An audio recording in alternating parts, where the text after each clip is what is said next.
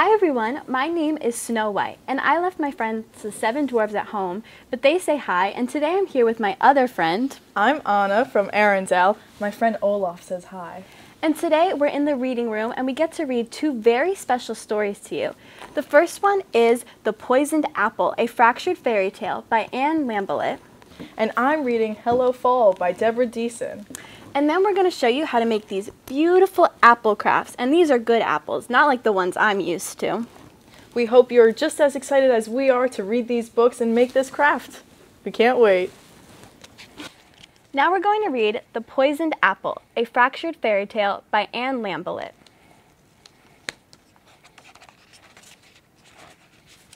Once there was a witch who detested a princess. This particular princess was getting a little too sweet for her own good, and any decent witch knows just how to deal with a princess like that, a poisoned apple. For months and months, the witch had worked tirelessly to collect countless and rare ingredients. She had only enough for a single apple poisoning spell, so everything would have to go exactly according to plan.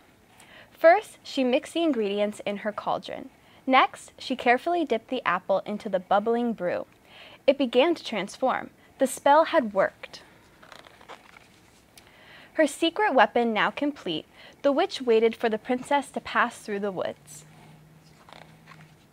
and gave her the poisoned apple. The witch's plot was in motion. Now she'd get to watch from the woods as the princess took her final bite. The princess had been on her way to the dwarf's diamond mine to bring them lunch. The witch watched impatiently as the princess handed out provisions to the hungry men. To the 6th dwarf, she gave the poisoned apple. After polishing off most of his other food, the 6th dwarf started to take a bite, when he was interrupted by a couple of hungry forest animals. Since he was already pretty full, he supposed he could share. So he gave them the poisoned apple. Happily, the animals leaned in to take a bite, when they were startled by a foraging squirrel desperate for something to feed her babies. Their hearts went out to the hungry little ones, so they gave her the poisoned apple. The witch couldn't let the apple get away. She hadn't put all that work in for nothing. She had no choice but to climb, right up the tree after the squirrel. She had only a little farther to go when suddenly, crack! Down, down, down, the witch fell. When she came to, she couldn't remember who she was, where she was, or what she'd been doing. The squirrel was concerned and gave her a tasty-looking apple. It seemed strangely familiar, but the witch was hungry. And so, having unwittingly escaped the witch's scheme, everyone in the forest lived happily ever after. Well, almost everyone. The end. Okay, so now we're going to read another book. We're reading Hello Fall by Deborah Diesen.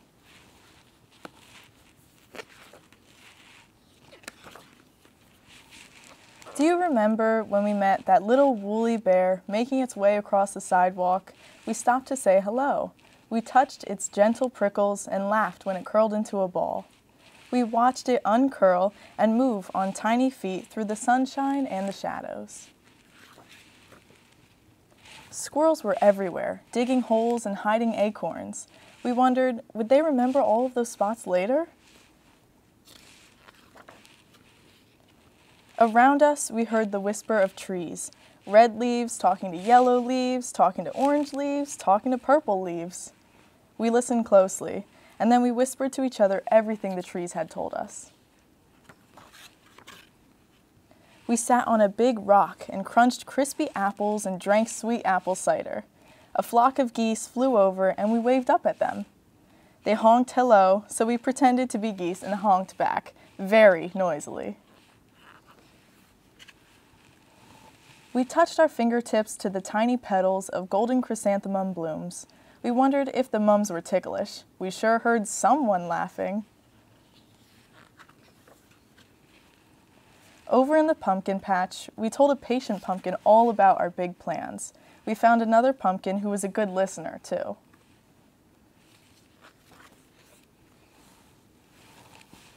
We picked them both and we loaded them carefully. We took turns pulling the wagon home. We liked it best when we pulled together. Back home, we both had the same excellent idea about the leaf pile. "Hello, Fall," we said as we ran towards it, and Fall replied, "Jump in." Later on, we counted on our fingers all the bits of fall we'd said hello to. There were so many that we ran out of fingers, and we had to count on our toes. When we did, we heard that wonderful laughter again. Together, we savored the tender treasures that we'd found when we greeted fall: beauty, bounty, wonder, and love.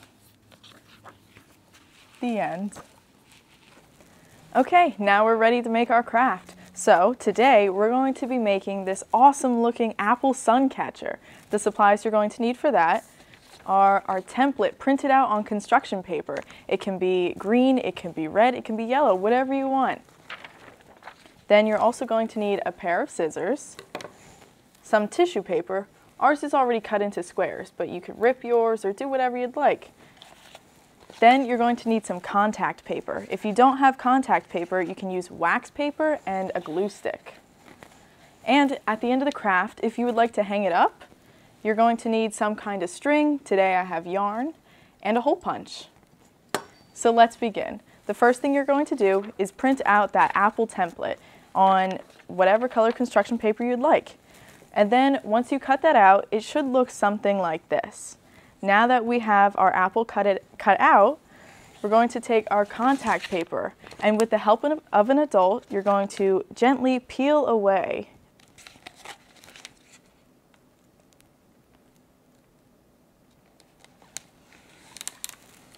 Now remember, contact paper is sticky on one side, you see? So we're going to lay this on the table with the sticky side facing us, like this.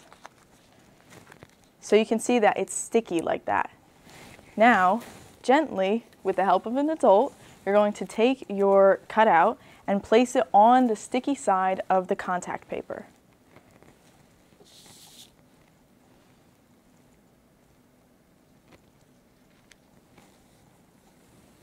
And gently press down so your apple is secure. It should look something like this, and this is still the sticky side. Now laying that back down gently, now it's time for the really fun part. You're going to take your tissue paper. With me, I have some greens and I have some reds, and I'm going to decorate this however I want. So I think I'm going to start with some green.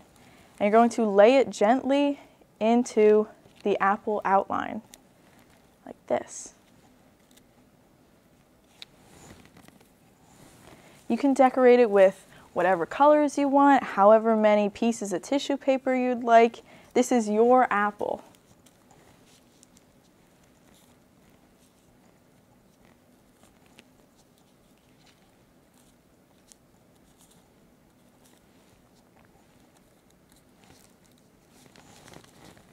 Okay, now I want some red in it, so I'm going to take my red tissue paper and add that.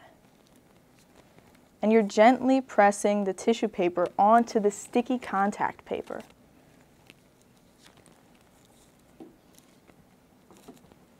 If you are using wax paper instead of the contact paper, you're going to be gluing each of these pieces.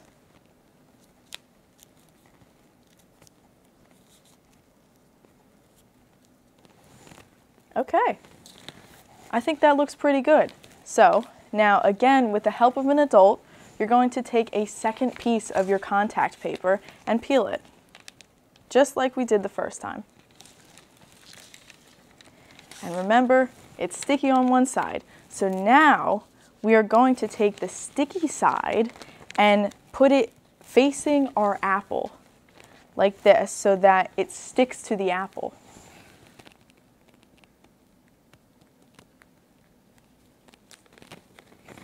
And gently spread it and flatten it out.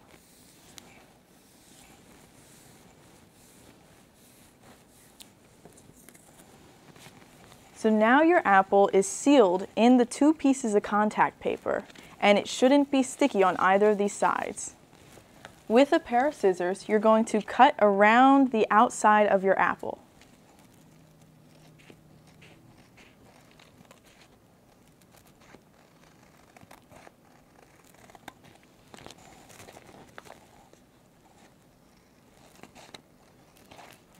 If you need help cutting around your apple, ask for an adult.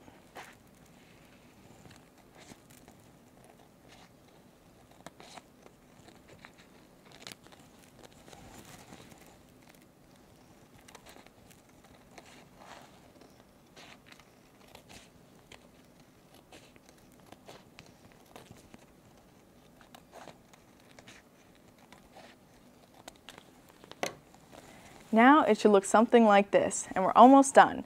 If you want to hang your apple, you're going to take a pair of hole punchers and punch the stem or even the leaf. Like that. Now you see I have a hole in it, and take your string or your yarn or whatever you'd like and cut a little piece. Like that. And then carefully put your string through the hole and tie a nice knot.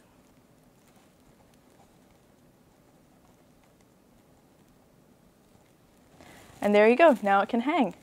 Now you have your finished apple sun catcher. You can hold it up to the light, hold it up to a window, and it'll look great, I'm sure. I hope you had fun making your apple sun catcher.